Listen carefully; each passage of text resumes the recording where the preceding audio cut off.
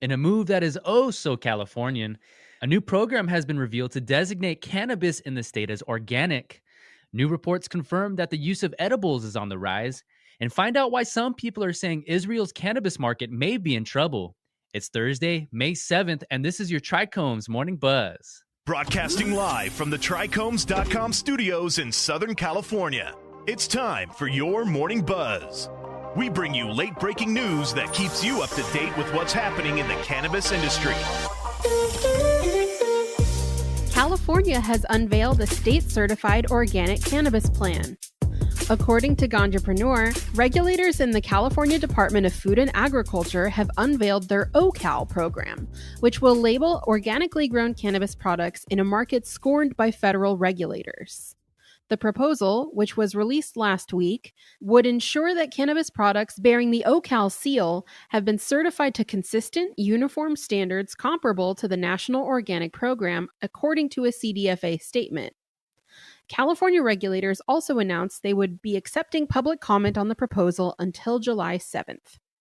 Worth noting is that the certified products will be allowed to display the OCal seal, but still cannot be traditionally labeled as organic.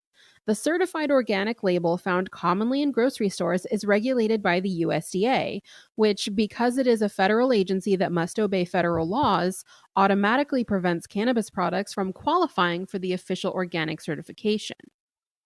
Our hope is that the proposed program will be cost-effective enough that the cannabis industry can fully participate, said Sarah Armstrong, policy chair for the Southern California Coalition.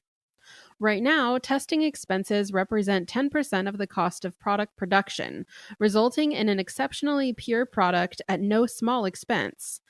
Hopefully, the organics program can work with cultivators to develop methods which ensure the program safeguards purity in a cost-effective manner, said Armstrong via the Cannabis Wire. If approved, OCal would be the first organic comparable state certification program for cannabis products and could set the standard for similar programs in other states. Cannabis companies are seeing a boost in edible sales amid the pandemic. According to QZ.com, a new report from the market research firm Headset shows that during the week beginning March 9th, when the World Health Organization deemed the coronavirus a pandemic and Amazon sellers stockpiled hand sanitizer, the edibles category saw a 10.6 increase in its portion of the cannabis sales mix from the prior week in Colorado, Washington, California, and Nevada, the 4 states Headset covers. According to Headset, Kiva Confections, the California-based maker of popular Camino brand gummies, saw a 33% jump in week-on-week sales during the same period. The following week, sales of edibles more than doubled. Roy Bingham, the co-founder and CEO of the cannabis market research firm BDSA, says about half the edibles market is made up of gummies.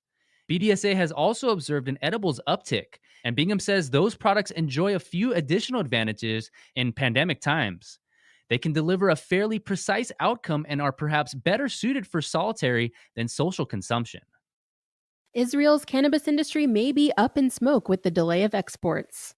Last week, the last of Israel's public medical cannabis companies published its financial report for 2019. A glance at the numbers presented by all 11 companies reveals a rather dim picture.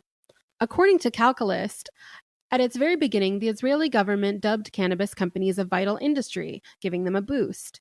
At the same time, their business also began to grow as the local demand for medical cannabis doubled over the past year, from between 10 to 12 tons a year for 30,000 patients to 20 tons for 60,000 patients, and it is continuing to climb. As of the end of April, Israel's medical cannabis industry has become among the biggest in the world, with 65,000 patients consuming 2 tons of product a month. However, a key piece of the puzzle is missing. Many of these companies built their strategies around the exportation of medical cannabis. We are now nearing the end of the first half of 2020, and the export of medical cannabis from Israel has yet to be approved, let alone implemented.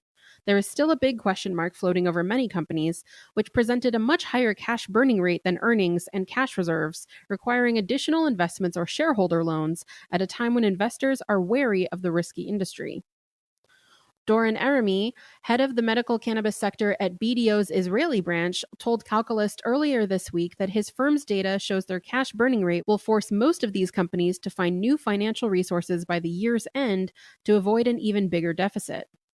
The fact that the export of medical cannabis from Israel has yet to become a reality is detrimental to these companies' operation and the ability to raise money from new investors, he said. At the end of the day, export is the only key to pushing Israel's cannabis industry forward and giving companies, young and old, a well-needed lifeline, he said. The 2019 reports show that the companies are still getting investors' hopes up concerning global exports as a main source of income. The 2020 reports are likely to show better performance from some companies, but investors in those companies that are left behind will likely feel the fiscal history is repeating itself and not for the better. And that was today's Buzz. Have a response to any of the stories on today's show? Share your comments when you join the conversation with the professionals of the cannabis community at TRICHOMES.com. Our beta is now open, so be sure to sign up. It's free. And be sure to keep up with us on all social media platforms. You can also subscribe to our podcast and the TRICHOMES YouTube channel for daily content. My name is Allison Ben-Yehuda. And my name is David Fortin. Take care.